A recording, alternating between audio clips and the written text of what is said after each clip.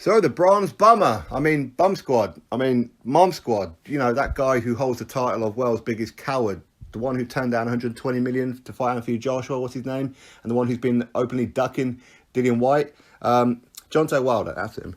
Anyway, he believes that he knows the real reason why Tyson Fury left Ben Davison in favour of Sugar Hill. And this is what Deontay Wilder had to say. A lot of stuff he's been doing is making me feel like he's setting up for an excuse when he loses. The weight thing, I don't want to hear nothing about him being out of shape or he didn't have enough time to get in shape. All these trainers around, I don't want to hear when I knock him out that if it had been Ben, it would have been better. I don't want to hear no excuses. I already feel all this stuff is going on is going to be bent around as excuses, but we'll see what happens. As far as Sugar Hill is concerned, I don't think it's a good move. I don't. It's similarities to when Dominic Brazil changed camp and added Virgil Ortiz. When you have bad habits, it's hard to correct. Sometimes it takes years to correct bad habits.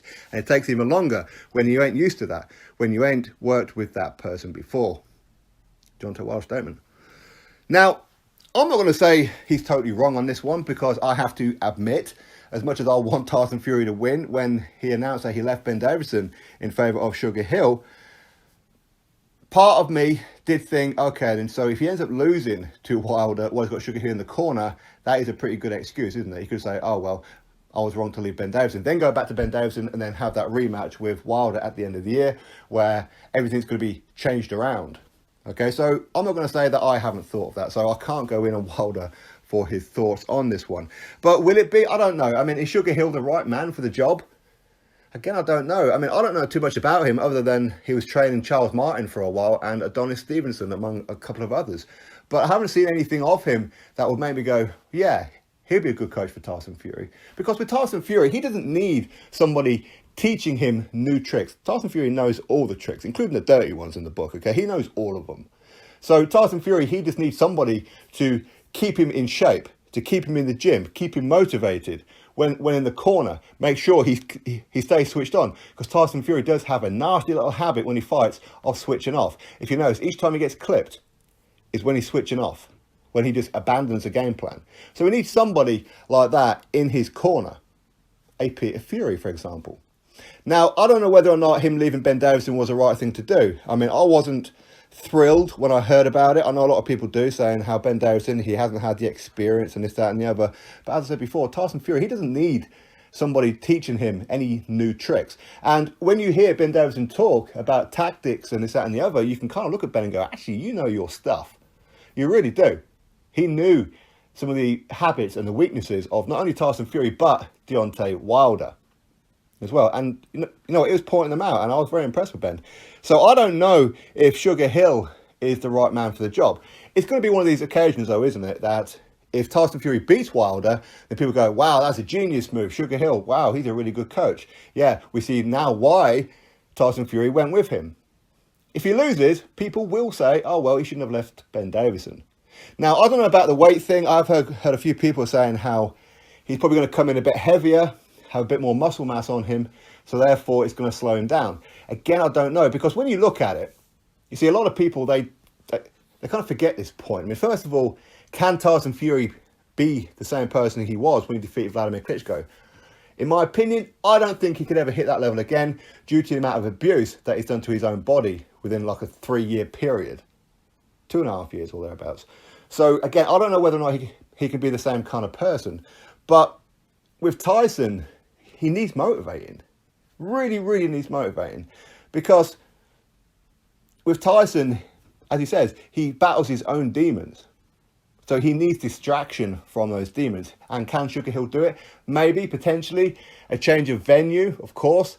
Change of personnel, because it's not just Sugar Hill he's got in there as well. Got like Andy Lee. He's got the cut man, forgot his name now. He's always hanging around the Floyd Mayweather gym. So he does have a new team with him, and that may help him. Personally, I think all Tyson Fury really needs is motivation. Now, he can outbox Wilder all day, every day, and 150 times on a Sunday. He's a far superior boxer to Wilder, but Tyson Fury gets complacent in the ring. Get complacent against Wilder. I don't care how bad he is at boxing. He'll see the opening and he'll land that punch on you. That punch lands. Tyson Fury may not get up again, all right? We've seen him get up before, but again, you see, people have to remember, because I hear that people say, well, how the hell did Tyson Fury get up in round number 12 when you're knackered? You shouldn't be able to get up. Okay, but Deontay Wilder was also tired. So how hard did he really hit him? We don't know. Maybe that was the best punch that Wilder could possibly land. And due to Wilder's previous opponents of absolute trash, maybe him landing on elite fighters, he can't keep him down. Maybe. We don't know. But either way, listen, I understand what it is that Wilder's saying. And of course, the excuses, if Fury does lose, yes, they'll probably lean toward the, well, he shouldn't have left Ben Davison. But one point that I was about to make, which I started to before I started talking about the Klitschko fight, was the fact that the weight was when he fought Deontay Wilder the first time, it was almost the same as to when he fought Vladimir Klitschko. And a lot of people didn't pick up on that point, because a lot of people, they were saying, oh, well, see, he's back in shape, he's how he was. No, the weight may have been the same, but the weight, there's a difference between fat and muscle. Now he's trimmed down the fat and added the muscle. So coming in a little bit heavier, or, I mean, if he comes in 260, I'll be okay with 260, to be honest. Any more than that, because I'm hearing about 270 and 275. If he comes in that heavy, that's just ridiculous. But anyway, we'll have to wait and see, because for me, what I don't want to see is Tyson Fury slowed down. I don't want to see him change too much.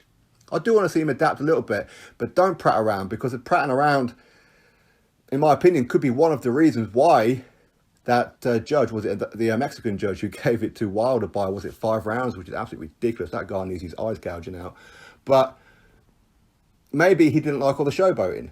Showboating don't win rounds. Landing punches more than your opponent is what wins rounds. Simple as that, isn't it?